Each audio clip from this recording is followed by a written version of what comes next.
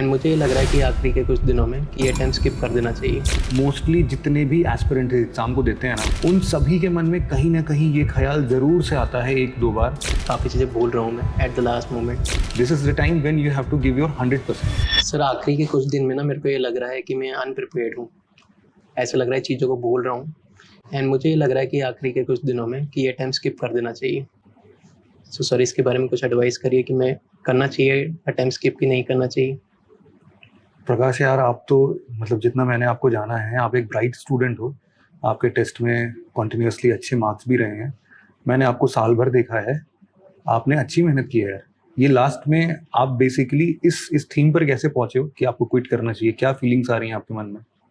Sir ऐसा लग रहा है कि लैक ऑफ रिवीजन है, मतलब कुछ चीज़ें छूट रही है, माइंड से निकल रही है, चीज़ें स्किप हो रही है। समझ रहे हो? तो इस वे में मुझे लग रहा है कि छोड़ ही देना चाहिए इस बार। प्रकाश देखो, मैं ना एक बहुत बहुत ही सिंपल एंड प्लेन फॉरवर्ड बात करता हूँ आपके लिए।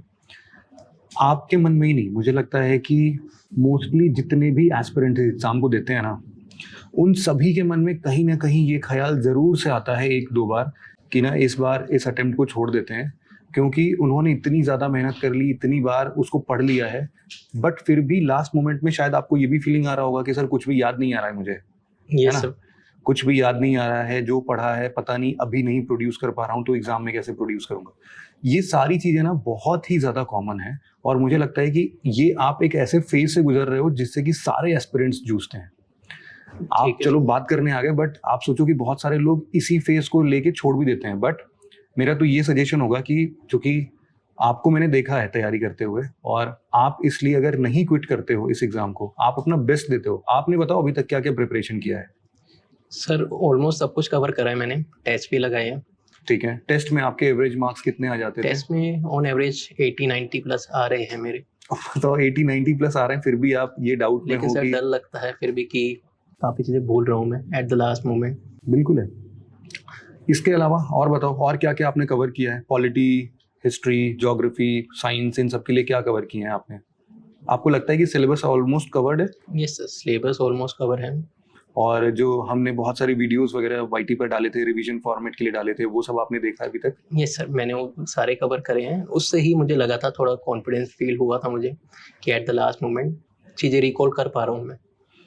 तो मतलब मेरा तो ये कहना है प्रकाश कि यार सब कुछ है यार आपके पास, है ना?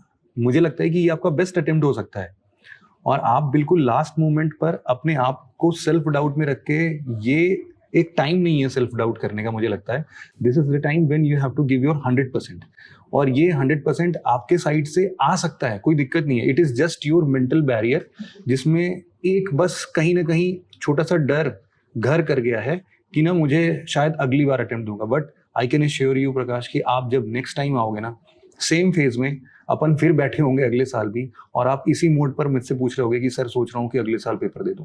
क्योंकि ये जो फीलिंग है ना, ये बहुत ही ह्यूमन सेंट्रिक फीलिंग है, बहुत नेचुरल फीलिंग है कि बिल्कुल लास्ट मोमेंट पर आके, जहां पर आपने पूरे साल भर इतना ज्यादा पढ़ा है, ऑन द स्पॉट अगर मैं आपसे कुछ भी चीजें पूछूंगा तो आपको शायद नहीं रिकॉल होगा। But prelims is not that game, है ना? आप सोचो कि प्रीलिम्स में क्या होता है, आपके सामने सारे स्टेटमेंट पेपर्स पर लिखे होंगे, you just have to focus कि भाई ये वाला स्टेटमेंट जो लिखा है ये ट्रू है या फॉल्स है, इतनी ही तो बात होगी, बिल्कुल है ना? तो ऐसा कुछ भी नहीं है जो कि आपने कभी उसको पढ़ा हो, आपने अपना लॉजिक उसमें बिठाया हो, और एग्जामिनेशन हॉल में जाके आप उसको भूल जाओगे। नहीं हो सकता, पॉसिबल ही नहीं है। If you have read something, तो वहां पर सामने लिखा हुआ रहेगा, वो तो याद आ जाएगा आपको। कुछ चीजें डेफिनेटली ऐसी होंगी जो कि आपने नहीं पढ़ा होगा, और वहां पर आपको अपना लॉजिकल माइंडसेट लेना पड़ेगा। लेकिन प्रॉब्लम कहां पर आएगी कि अगर आप इस नेगेटिव कॉन्सेप्शन के साथ में उस एग्जामिनेशन हॉल में जाओगे ना, तो आपके जितने इंट्यूशन है कि ये क्वेश्चन में कौन सा आंसर सही होना चाहिए, ये सारे इंट्यूशन आपके गलत होने लगेंगे, और इस वजह से आपके जो 5-10 क्वेश्चन एक्स्ट्रा बनने वाले थे वो नहीं बन पाएंगे, और आप अल्टीमेटली अपना नाम लिस्ट से बाहर होते हुए देख सकते हो। मेरा ये समझाना है आपको कि मुश्किल से ना 4 से 5 दिन बचे हुए हैं।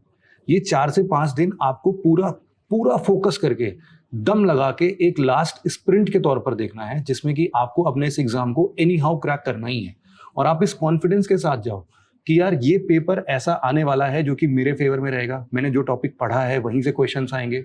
आप अपने आप को जितना पॉजिटिव एनवायरनमेंट में रखोगे, आपको उतना स्ट्रांग फीलिंग आएगा कि यार मैं कर सकता हूँ इस बार। और ये जो आपकी फीलिंग है, मुझे लगता है कि क्विट कर देने वाली फीलिंग है, आई डोंट थिंक कि मतलब मुझे तो कहीं से भी रीजनेबल नहीं लग रहा है। आई एम 100% श्योर कि अगर आपने बस अपने आप को ये 3-4 दिन जो आखिरी के हैं ना, इसमें अगर आपने अपने आप को स्ट्रॉन्ग फुटेज पर रख लिया तो definitely you can crack this prelims examination, मुझे डाउट नहीं है, पक्का बता रहा हूँ मैं। अगर आपने बस पॉजिटिव माइंडसेट के साथ एग्जामिनेशन हॉल में जाओगे ना तो आप डेफिनेटली इस एग्जाम को क्रैक कर सकते हो। ठीक है सर, कॉन्फिडेंस तो बिल्ड हो रहा है आपसे बात करके। Thank you very much sir. Okay, तो और कैसा रहेगा फिर लास्ट डे, क्या करोगे आप एग्जाम वाले दिन? सर लास्ट डे के अंदर मैं कोशिश पूरी करूंगा कि काम रहूं, जितना मैंने पढ़ा है उसको ढंग से यूटिलाइज करूं एंड प्रेशर के अंदर दब ना जाऊं। मेरी कोशिश यही रहेगी। बाकी सर आप कुछ सजेस्ट करिए कि आखिरी दिन में मुझे क्या करना चाहिए। सबसे पहले देखो, ये तो बहुत ही कॉमन और नेचुरल है कि आखिरी दिन आपको नींद तो नहीं आएगी, है ना? Yes sir. वो आपने कई सारे अपने सीनियर लोगों से भी सुना होगा कि पता नहीं वो कैसा डर होता है या फिर एक अनसर्टेनिटी होती है हमारे सामने, पता नहीं पूरे साल भर की मेहनत एक दिन पर टिकी है। और मैं तो जानता हूँ कि आपकी फैमिली ऐसी है कि बहुत सारी चीजें जो है ना आपके इस एग्जाम पर डिपेंडेंट है। This is not just a one day exam, आपके लिए, आपकी फैमिली के लिए पूरा लाइफ चेंजिंग एनवायरनमेंट बन सकता है अगर आप इस एग्जाम को क्लियर करते हो, और उसके लिए ये पहला स्टेज क्लियर करना बहुत जरूरी है। तो सबसे पहले तो ये कि माइंडसेट कैसा भी रहे, रात में कोशिश करो ना कि सब कुछ लेट गो कर दो, जो होगा देखा जाएगा। जस्ट विद दिस फीलिंग कि डर ना हो मन में कि यार इस बार क्लियर नहीं हुआ तो क्या करेंगे, बहुत सारी चीजें यार हमारे हाथ में ही नहीं है, नहीं क्लियर हुआ तो कुछ नहीं कर पाएंगे यार, हो सकता है री अटेम्प्ट देंगे या फिर कुछ और अच्छा ऑप्शन ढूंढेंगे, बट फिलहाल के लिए उस पर जाना ही क्यों है। हमें कल पेपर देना है बढ़िया से, तो हम आज रात में जब कल पेपर देने जाएंगे उससे पहले एक दिन रात में पहले तो आप कोशिश करो कि अपने पूरे शेड्यूल को इस हिसाब से फिक्स करो कि यार लास्ट दिन के रात तक कुछ बचे ना पढ़ने के लिए, बचता है तो उसको छोड़ दो, कोई बात नहीं है।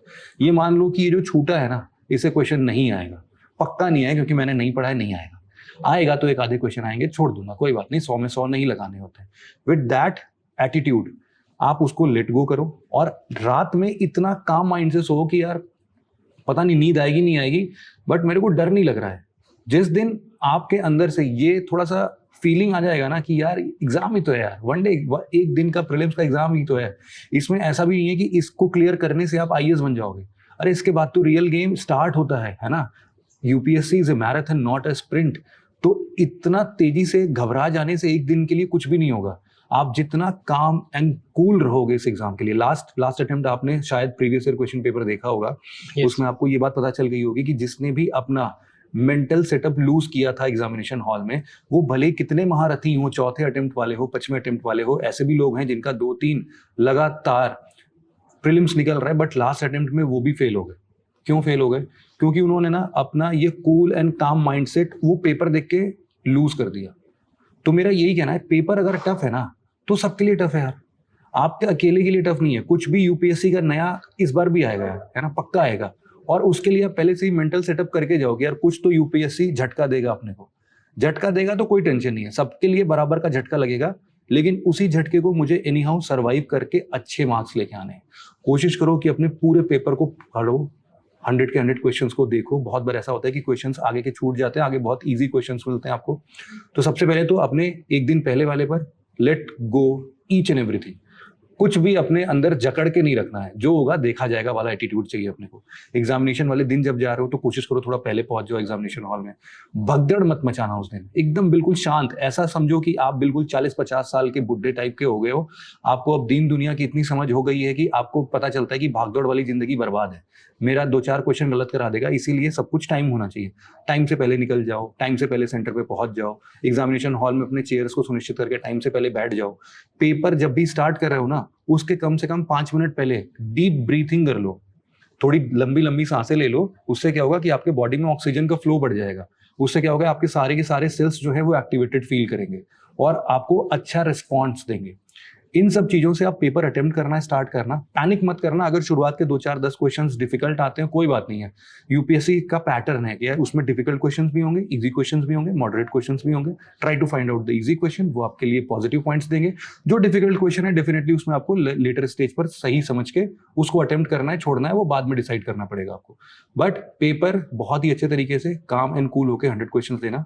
सबसे इंपॉर्टेंट बात क्या है, पेपर ए जैसा भी हुआ है आपका, जो आपका जीएस का पेपर है, it does not affect your CSAT, है ना। पेपर एक कैसा भी हुआ है ये मान के चलना कि मैंने अच्छा अपना 100% दिया है, और अगले 2-3 घंटे में, यार गर्मी बहुत है आजकल के टाइम पर, तो आराम से चाहो तो कोई भी एक इलेक्ट्रॉल टाइप का कोई भी एनर्जी ड्रिंक साथ में रखना, जिससे डिहाइड्रेशन ना हो, आपको शांत भी रखेगा।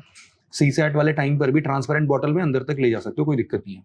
उसके बेसिस पर आप सीसैट के पेपर में भी यही कोशिश करना, रीडिंग कॉम्प्रिहेंशन वाले क्वेश्चन थोड़े ज़्यादा लगा लेना, शुरुआत कर लेना उससे, या फिर रीजनिंग वाले से स्टार्ट कर सकते हो। जो भी आपकी स्ट्रेंथ है वो आप देख लो कैसे क्या कर सकते हो, बट कोशिश करना कि यहाँ 35-40 क्वेश्चन का आपका एक वेटेज होना चाहिए कि सीसैट में भी आप at max 40-45 question, depending upon कि आपकी एफिशिएंसी कितनी है, वो आप देख लो कैसा होता है।